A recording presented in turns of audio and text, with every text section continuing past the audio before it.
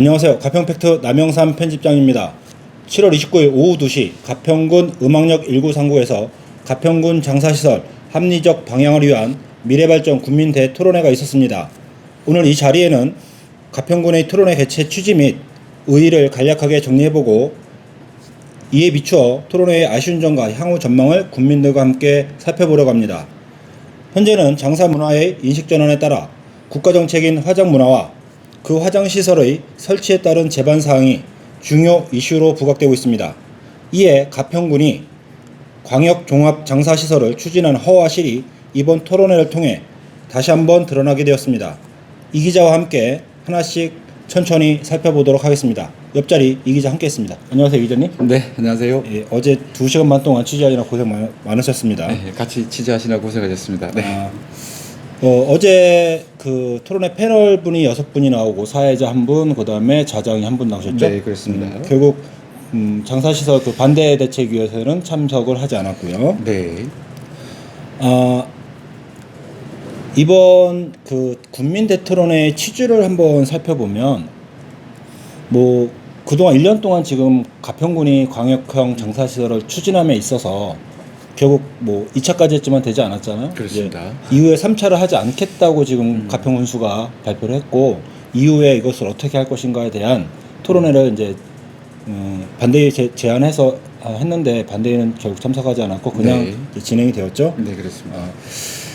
그러나 지금 전체적으로 토론회를 보게 되면 뭐 결론이 난 것도 없고 앞으로 저희가 이제 보기에는 가시밭길이 좀 훤한 상태죠. 저 그렇습니다. 예. 이 토론회를 통해서 1차 토론회를 통해서 사실 어떤 결론이 나올 거라고는 아무도 그런 예상을 하신 분들은 없습니다. 향후 이 토론회를 통해서 좀 앞으로 나갈 방향을 유추해 볼 수 있었는데 좀 쉽지만은 않을 것 같다 이런 생각이 들었습니다. 네. 그리고 토론회 시작 전부터 그 반대위 정현수 위원장이 이제 그 홀에서 반대를 위한 그 문구를 만들어서 시위를 하셨고 또 한편에서는 또 찬성하는 청평주민이라고 하시더라고요. 네네네. 같이 있어서 네, 그 회의장 토론회 회의장 그 밖에 이제 음악역 로비에서 네, 이렇게 두 분이 1인 시로 그렇게 이제 찬성과 반대를 토론회 찬성과 반대 이렇게 이제 사실 이것도 예전에 6월 달에 그 반대위와 가평군이 협의한 사항이 있었는데 이제 반대 측에서는 가평군이 협의사항을 깬 거다라고 해서 결국 참석하지 않았죠. 네. 그러면 지금부터 패널들의 발언을 하나씩 좀 살펴보도록 할 건데요. 그 처음 그 최종목 교수죠. 대전보건대학교 장내 지도과 교수로서 쭉 프레젠테이션을 하셨는데 어떤 내용들이 있었는지 한번 살펴볼까요? 네, 최종목 교수님은 이제 그 공동형 장사시설뿐만 아니라 그러니까 장사 문화에 대한 인식 전환, 특히나 저희가 이제 매장 문화였다가 이제 화장 문화로 바뀌면서 필연적으로 화장 시설이 필요하지 않습니까? 화장을 하려면 그에 따른 필요성을 중점적으로 좀 발표를 하셨고요. 그렇죠. 발표 내용에 보면 2020년 8월 여론조사 내용이 있더라고요. 가평군민 대상으로 302명에 대해서 여론조사를 했는데 남자 190명, 여자 112명, 평균 연령 52.6세인데요. 대부분 뭐 화장에 대한 것은 이제 찬성을 하고 있고 뭐 화장장이 좀 필요한 것은 뭐 공통적으로 다 느끼고 있는 것 같습니다. 그렇습니다. 뭐 저희 가평 팩트가 그 작년에 이 군에서 공동형 장사시설 추진하기 위해 추진하고자 했을 때도 저희가 이 화장 문화에 따른 화장 시설은 필요하다. 이렇게 많이 말씀도 드리기도 했었거든요.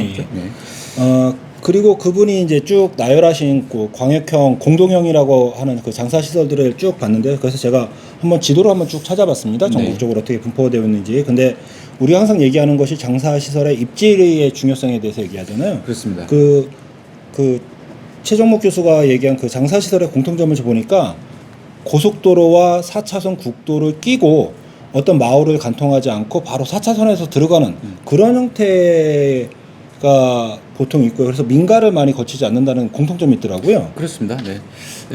이 화장 시설은 반드시 뭐 첫째도 입지, 둘째도 셋째도 입지 조건이 가장 중요하지 않습니까?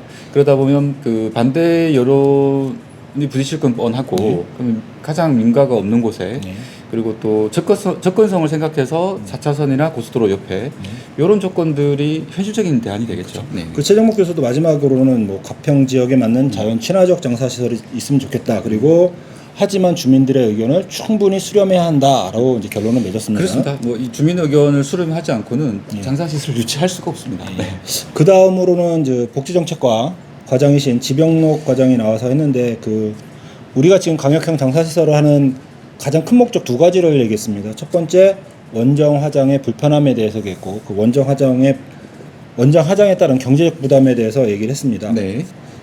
그래서 지금 가평군에서 추진했던 강력형 장사시설은 화장시설이 한 10기 내외로 네. 남양주시, 포천시, 구리시가 공동으로 하는 것이고 건설비는 110억 원. 네. 그 안에 1,100억 원이고요. 그 안에 400억의 인텐시브가 포함된 거죠. 그러니까 네. 건설 비용만 710억 원 정도 잡혀 있는 거죠. 그렇습니다. 네. 그리고 또 하나는 이제 단독형으로 하면 이제 과다한 건립비랑 그다음에 적자가 예상된다 이런 네. 얘기를 했습니다. 네네. 이거에 대해서 어떻게 보셨는지? 사실 뭐 이 문제는 그 초기부터 계속 되었던 문제입니다. 인센티브 문제와 그리고 이제 단독형일 경우에 적자가 발생되기 때문에 광역형을 통해서 그 건설 비용을 충당하고 주민들에게 인센티브를 줄 수 있다.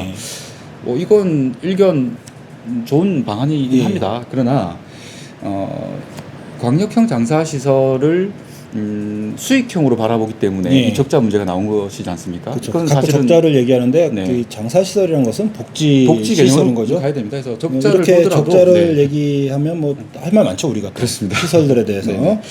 결국은 인센티브를 제시했음에도 불구하고 여러 반대에 부딪혀서 결국 뜻을 이루지를 못했습니다. 그렇죠.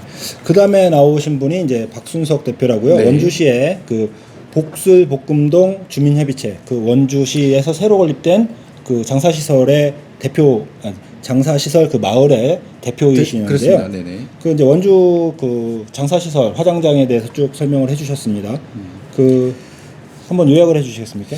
네, 우리 박순서 대표님의 말씀은 원주에서도 상당히 여러 그 주민들의 반대가 많았고 여러 우여곡절이 있음에도 불구하고 현재로서는 굉장히 만족하고 있다. 그래서 가평도 꼭 공동형 장사시설을 추진하길 바란다. 이것을 하게 되면 마을에 충분한 이익이 오고 마을 주민들의 또 이 그 고용 창출이 상당히 일어난다. 그리고 또 한 해 1억 원 넘는 수익도 발생된다. 그럼 마을 전체 금액인 거죠? 그렇습니다. 네네네. 그래서 그 원주시 그 장사시설에 대해서 쭉 조사를 해봤는데요. 그 건설 비용이 254억이 들었습니다. 그 안에 인텐시브가 포함된 거고요. 그렇습니다. 그 원주시 인구 30만, 여주시 인구 11만, 횡성 인구 3만 해서 각각 172억, 58억, 24억의 분담금을 같이 냈습니다. 그리고 그 화장로는 총 7기가 있고요. 6기가 운영되고 있습니다. 네, 그렇습니다. 그래서 운영을 어떻게 하는지 봤더니 하루에 4번 운영을 하더라고요. 그래서 첫 번째 1, 2, 3회는 관내 5개, 그다음에 관내 1개, 그다음에 4회 때는 그 개장 유골이나 뭐 사사나 이런 것만 지금 하고 있습니다. 그래서 역사가 여기가 원래는 원주의 화장장이 되게 오래된 화장장이 있었습니다. 그렇습니다. 네. 그래서 그 오래된 화장장의 문제 때문에 이제 처음 요 문제 도출하고 이제 그 화장장이 개원하기까지 참 오랜 시간이 걸렸죠. 뭐 지금 저희가 파악한 바로는 2007년에 처음 유치 신청이 접수가 되고 최종적으로 2019년도에 개원. 12년이라는 시간이 걸렸습니다. 근데 이 원주랑 비슷한 케이스가 춘천시와 똑같습니다. 춘천시가 원래 춘천 그 도심 가장자리 학궁리에 있다가 거기가 개발이 되면서 지금 남춘천하시 근처에 동산원으로 옮겨갔죠. 거기도 지금은 홍천과 하는 공동형으로 되고 있습니다. 그렇습니다. 그 다음에 그 다음 패널은 이제 전 직능 경제인 단체 총연합회장이신 오우석 대표가 회장이 나오셨는데요. 이분은 어떤 주장을 쭉 하셨는지 한번 짚어보시겠습니까? 네, 우리 가평군이시고요. 광역형을 주장하십니다. 그래서 그 관광을 살리기 위해서라면 오히려 단독형도 부족하다. 오히려 최대 매모더 규모의 광역형 장사시설이 꼭 필요하다. 그것은 가평 경제를 살리고 사람이 많이 오면 지역 경제가 살아난다. 이런 주장을 좀 많이 강하게 하셨습니다. 근데 그분도 그런 말씀을 하셨죠. 지금 반대 대책위 또 많은 분들이 반대를 하고 있으니까 자기가 직접 찾아가서라도 설득을 하겠다. 그 말은 그분조차도 주민의 의견 통합이 되지 않으면 시설을 하기 힘들다 이런 걸 느끼고 계신 거죠? 그렇습니다. 5호석 그 패널에 광역형이 가평이 필요하다는 그런 그 열정을 좀 느낄 수는 있었습니다. 예. 그러나 현실적인 문제에서는 이 패널 분께서도 그렇게 쉽지 않은 부분이죠. 예. 반대 주민들을 설득하는 과정을 반드시 거쳐야 되기 때문에 그 과정에서 하나의 논리가 나온 것이 지금 가평군에서 추진하고 있는 이 광역형, 그러니까 추진했던 이 광역형은 군수의 공약 사항이었다. 예. 그래서 주민들이 다 동의해서 뽑힌 군수이기 때문에 이 공약 사항을 이행하는 것을 반대할 명분이 없다. 이런 논리로 반대 주민들을 좀 설득하겠다. 이런 말씀도 하셨습니다. 예, 알겠습니다. 네네. 그 다음 패널은 이제 바르게 살기 운동본부 가평군 지부 지회장, 부회장이신 임광현님이 나오셨는데요. 네. 이분은 독특하게도 가평에 맞는 단독형을 설치해서 하자고 이런 주장을 했습니다. 네, 그렇습니다. 뭐 지금 좀 자료 화면에 나갈 것 같은데요. 네. 좀 보시면 네. 주 요지는 이것입니다. 그러니까 해외 사례를 좀 들으셨습니다. 예. 영국과 일본의 사례를 들었죠. 네. 예. 그래서 마을 해관과 같은 예. 그래서 마을의 그 마을 공동체와 친화적으로 이 화장장 시설이 운영되면서 그 마을의 모든 공동체의 문제들을 함께 고민하고 해결하는 그러한 그 독특한 문화 시설이다. 네. 이런 개념으로 좀 접근을 하셨고요. 예, 그분이 말씀하신 것 중에 이 군에서 얘기를 하기를 또는 언론에서 얘기하기를 이거는 군수의 공약 사업이니 공약 완성을 위해서 하겠다고 주장을 했었는데 이분 얘기로는 군수의 공약 사업을 자세히 살펴보면 지금 현재 있는 추모공원의 활성화 정책이지 광역형 장사시설을 드리겠다는 것은 아니다라고 말을 했더라고요. 그렇습니다. 네. 이 주장은 상당히 논리적인 주장으로 죄송합니다. 네, 그 말씀은 상당히 논리에 부합하는 말씀이고요. 원래 그 공약사항이지만 예. 광역형 장사시설을 하겠다는 공약사항은 분명히 없었습니다. 예. 네.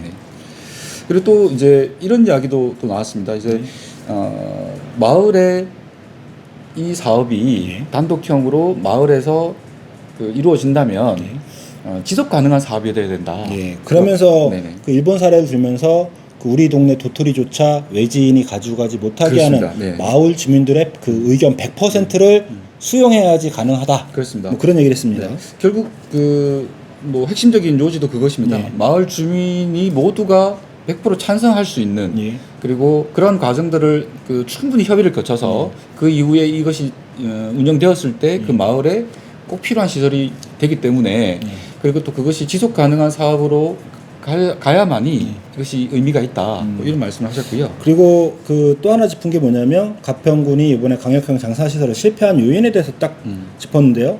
그 두 가지로 요약할 수 있는데 첫 번째는 사업 주체의 일방적인 추진과 발표들이 있었다. 그렇습니다. 그다음에 네. 그럼으로 인해서 주민의 신뢰성을 추락해서 이걸 회복하지 않으면 앞으로 뭐든 하기 힘들다. 이런 그렇습니다. 얘기했습니다. 네.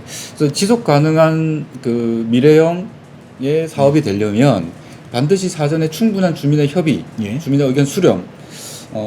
가평군은 이것을 놓쳤기 때문에 이 광역형 장사시설을 추진하지 못한 것이다. 네. 이런 분석을 하셨고 그리고 무엇보다 가장 중요한 것은 입지 선정이지 않습니까? 예. 그래서 마을 단위로 아주 소규모의 한기 예. 정도의 예. 그 화장로를 가지고 이 시설을 운영하는 데 있어서 결국은 그 마을과 또 인접 마을 서로 상생해야 되는 부분이지 않습니까? 그래서 상당히 논리 정연하게 좀 짚어주셨다 이렇게 판단이 됩니다. 예. 네.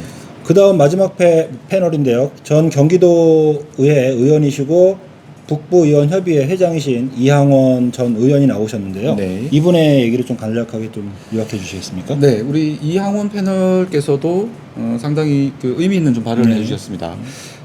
단독형이든 광역형이든 화장장은 혐오 시설이다. 예. 이것을 인정하지 않으면 사업은 진행할 수 없다. 네. 혐오 수시라는 것을 인정하고 그 이후에 주민이 원하는 방향으로 사업을 진행해야 된다. 네. 네. 그리고 가평만 보면 뭐 한기면 충분하다. 네, 같은 그리고 주장입니다. 또 네. 짚으신 게 뭐냐면 광역형으로 하게 되면 가평, 구리, 남양주, 포천 시민들이 이용하는 그 화장비가 다 동등하게 들어가기 때문에 오히려 적자 가능성이 있다. 네. 뭐 이런 언급이 있었던 것 같아요. 네, 그렇습니다. 네.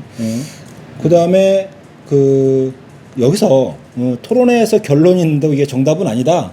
이분도 공통적인 얘기가 주민의 의견을 수렴하지 않고 주민의 얘기를 듣지 않고는 안 된다. 뭐 이런 얘기를 해서 마무리 졌습니다. 그렇습니다. 그리고 이것이 그 인광현 패널분과 마찬가지로 이 마을의 지속 가능한 사업의 수익이 되지 않으면 할 수 없는 것이다.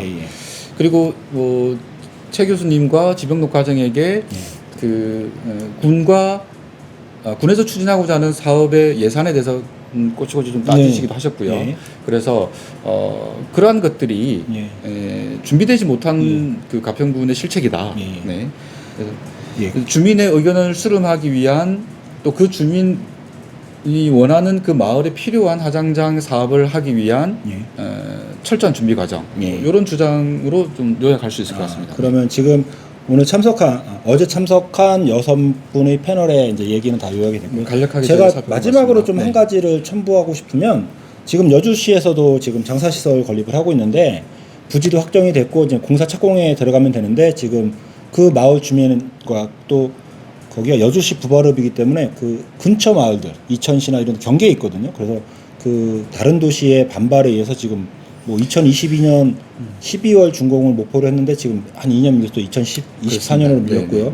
또 하나가 우리가 그 지금 같이 하는 공동형 장사시설을 내세운 가평, 포천, 남양주, 구리 전체 인구 한 140만 명 되잖아요. 140만 정도. 그 안에 이제 10개의 화장로를 설치한다고 그랬는데 제가 성남시 아까 말씀하신 게 있어서 찾아봤거든요. 성남시 인구는 93만 인구고요. 거기 성남시 단독으로 화장장이 있는데 그 화장로가 총 15개가 있습니다. 이게 저는 그 인구수가 안 맞더라고 10개 갖고 이게 충분히 될까라는 또 그런 생각이 들었고 그 성남시 같은 경우는 그래서 화장을 8회를 합니다. 그래서 1회에서 7회까지는 똑같이 관내가 하고 그다음에 마지막 8회에는 뭐 개장 유골이나 사산을 하는데 성남시 인구 100만이 안 되는데 화장로가 15개 여기 140만 인구와 합친 게 10개 이게 조금 저는 계산이 뭔가 잘못되지 않았나 이런 생각이 좀 드네요. 아마 예산 규모에 좀 맞춘 것일 수도 있습니다. 네네. 그러면 이렇게 해서 패널의 얘기들은 정리를 했고요. 전체적인 문제를 좀 짚어보았죠. 네. 뭐 제가 또 좀 느끼기로는 시작 전부터 이 토론에 관련된 여러 가지 잡음들이 좀 있었던 것은 사실이고요. 저희 또 가평 팩트와 관련된 부분도 좀 있었습니다. 어찌되었든지 미래발전 국민 대토론회라고 하는 그 타이틀을 걸고 이번 토론회를 준비하신 가평군 관계자들 고생하셨다 말씀 좀 드리고 싶고요. 다만 아쉬운 점은 국민 대토론회임에도 불구하고 국민의 의견 수렴에 관련된 절차는 전혀 이루어지지를 못했습니다. 그렇죠. 그래서 저는 느낀 게 뭐냐면 이 장사시설에 대해서는 앞으로 갈 길이 멀고 이거 가시밭길이다 생각이 들거든요. 왜냐하면 집행부에서 이번에 2번이나 실패를 했잖아요. 그 실패에 대한 철저한 반성을 해야 되거든요. 왜 실패를 했고 이 실패의 요인을 정확히 짚어서 그 발전시키지 않으면 안 되는데 제가 보기에는 반성이 전혀 없었다.